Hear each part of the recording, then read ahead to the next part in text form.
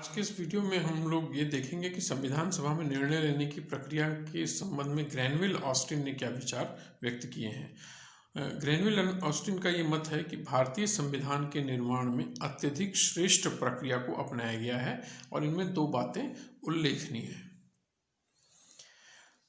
तो Granville Austin का ये मानना था कि संविधान के अंदर भारतीय संविधान के निर्माण प्रक्रिया को यदि हम ध्यान से देखें तो उसमें दो प्रमुख बातें नजर आती हैं। एक तो कंसेंसस से डिसीजन मेकिंग हुई है वहाँ पर, पहला उन्होंने कहा था, और दूसरा उन्होंने कहा था कि वहाँ प्रिंसिपल ऑफ एकोमोडेशन देखने को मिलता है। अभी मैं आपको डिटेल में इसके बारे में बात करता हूँ। ये टॉपिक आपके लिए इसलिए इम्पॉर्टेंट है क्योंकि अक्सर ये प्रश्न पूछा जाता है कि संविधान सभा के कार्य करने की प्रक्रिया में जो उनके डिसीजन मेकिंग है उसकी क्या विशेषता रही है, तो उसमें आपको ये दो बातें बतानी पड़ती हैं। तो जब हम भारतीय संविधान का अध्ययन करते हैं तो हम पाते हैं कि पहला कि वहाँ पे सहमति से निर्णय दिखाई देता है, और ये ग्रैनविल ऑस्टिन का मत था और इस चीज़ को भारतीय राजनीतिक विचारकों ने भी स्वीकार किया है कि वो सही कह रहे हैं। ग्रैनविल ऑस्टिन ने कहा था कि भारतीय संविधान निर्माताओं ने निर्णय लेते समय बहुमत को महत्व नहीं दिया है, सहमति से निर्णय का महत्व लिया है, और इसके लिए उन्होंने कई तरीके अपनाए। जैसे उन्होंने कहा कि पहला कि कांग्रेस विधानमंडल दल की जब बैठक होती थी संविधान के साथ पैरेलल, संविधान सभा तो एक अलग संस्था बॉडी हो गई और कांग्रेस विधानमंडल दल भी अलग बॉडी हो गई, तो उन्होंने ग्रैनविल ऑस्टिन ने कहा कि जब आप कांग्रेस विधानमंडल दल की बैठक के मीटिंग के बारे में पढ़ेंगे और जानेंगे कि उसमें क्या हुआ, तो आप पाएंगे कि उनकी बैठक में संविधान के प्रत्येक अनुच्छेद पर खुलकर वाद विवाद होता था। वहाँ पे लोग पक्ष में विपक्ष में हर तरीके की बात वहाँ पे कहते थे, खुलकर बात होती थी।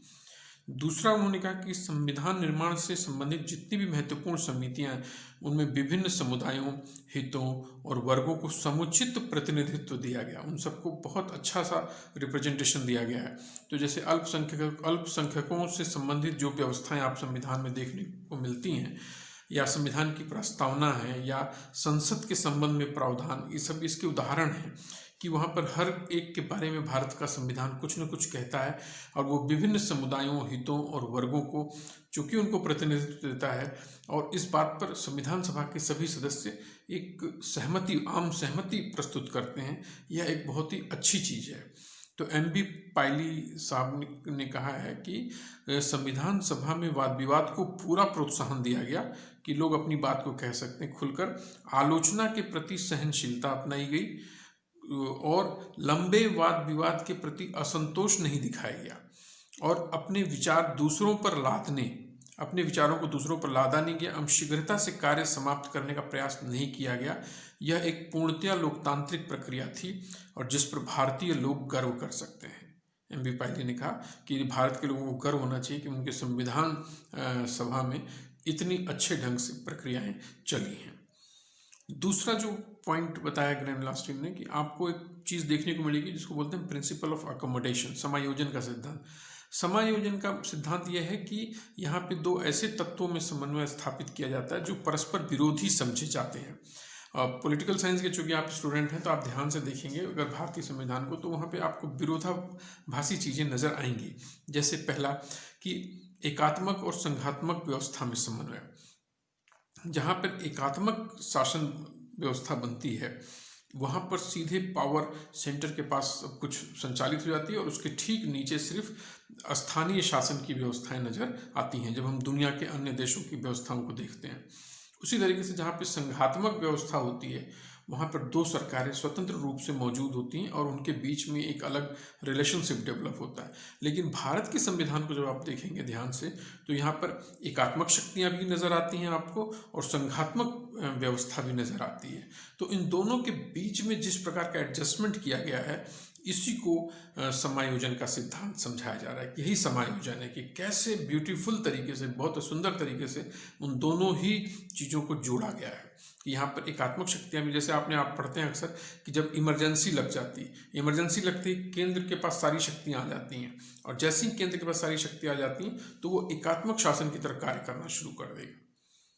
ठीक है। और उसी तरीके से जब इमरजेंसी नहीं है तो वो संघात्मक तरीके से उसे कार्य करना है, उसे केंद्र को राज्य सरकारों की सहायता लेनी है। तो केंद्र और राज्य सरकारें दोनों को एक दूसरे को अपनी अपनी शक्तियों के अंदर और अपने जुरिस्डिक्शन में कार्य करना है।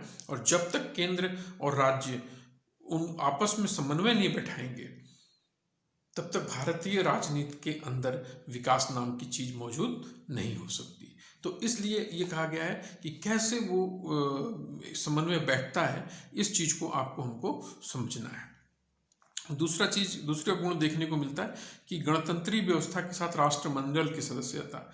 तो भारत ही जो था वो एक ऐसा देश था जिसने गणतांत्रिक व्यवस्था भी अपना ली थी और साथ साथ कॉमनवेल्थ का सदस्य भी रहा। ब्रिटिश कॉमनवेल्थ, जब ब्रिटिश कॉमनवेल्थ का सदस्य रहते हैं तो उसमें जो हेड ऑफ कॉमनवेल्थ होते हैं, जैसे ब्रिटेन के राजा, तो वो ब्रिटेन के राजा जो क्राउन जो होता है वो राष्ट्रमंडल के सदस्य का जो है वो हेड माना जाता है। और इसलिए जो दूसरा हेड ऑफ स्टेट उसके अंदर मौजूद नहीं होता है।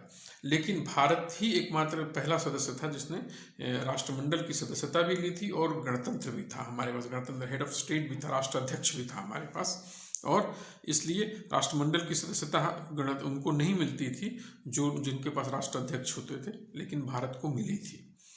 तीसरी चीज, केंद्रीय शासन और पंचायत व्यवस्था के मध्य समन्वय। यह भी एक आपको देखने को मिलेगा कि संविधान के अंदर आप पाएंगे कि संविधान सभा के जो अध्यक्ष थे डॉक्टर राजेंद्र प्रसाद और कुछ सदस्य वो चाहते थे कि नवीन संविधान में पंचायत व्यवस्था को अपनाया जाए।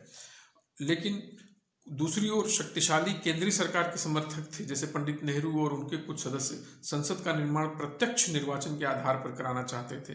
तो इन दोनों परस्पर विरोधी विचारों में समन्वय किया गया और उन दोनों का एडजस्टमेंट किया गया। तो इसको बोलते हैं समायोजन का सिद्धांत, प्रिंसिपल ऑफ एकोमोडेशन। तो ग्रैनुअल ऑस्टिन का ये मानना था कि संघ तथा प्रांतीय सरकारों के संबंध में केंद्रीकरण के सिद्धांत को स्वीकार किया गया और प्रत्यक्ष निर्वाचन को अपनाया गया। और प्रांतीय सरकारों से नीचे यानी राज्य सरकारों से नीचे के स्तर पर विकेंद्रीकरण की व्यवस्था को स्वीकार किया गया। और इस संबंध में जो व्यवस्थापन का कार्य है वो प्रांतीय व्यवस्थापिकाओं के क्षेत्राधिकार में रखा गया।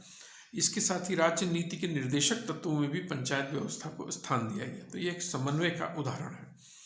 और डॉक्टर सुभाष कश्यप जो हैं वो संविधान के एक्सपर्ट हैं। उन्होंने कहा कि संविधान सभा में नेताओं की बराबर कोशिश यह रही कि समझौते और समन्वय की भावना से काम हो तथा निर्णय बहुमत के आधार पर नहीं बल्कि आम राय के आधार पर लिए जाएं। इसी का परिणाम था कि जो संविधान भारत का बना उसे संविधान सभा के ही नहीं अपितु विस्तृत जनमत की भारी सहमति और स्वीकृति प्राप्त थी। इसलिए हिंदुस्तान की जनता ने भारत के संविधान को सहर्ष स्वीकार किया और उसके अनुरूप व्यवहार किया। और यही वजह है कि भारत का संविधान एक सफल संविधान के रूप में दुनिया में अपना स्थान बनाता है। तो हमको और आपको समझना पड़ता है कि भारतीय संविधान के बनाते वक्त किस प्रकार के सिद्धांतों का इस्तेमाल किया गया है। आज के इस वीडियो में इतना ही और इसी के साथ संविधान सभा से संबंधित जो आपका टॉपिक है वो पूर्ण होता है। Thank you so much.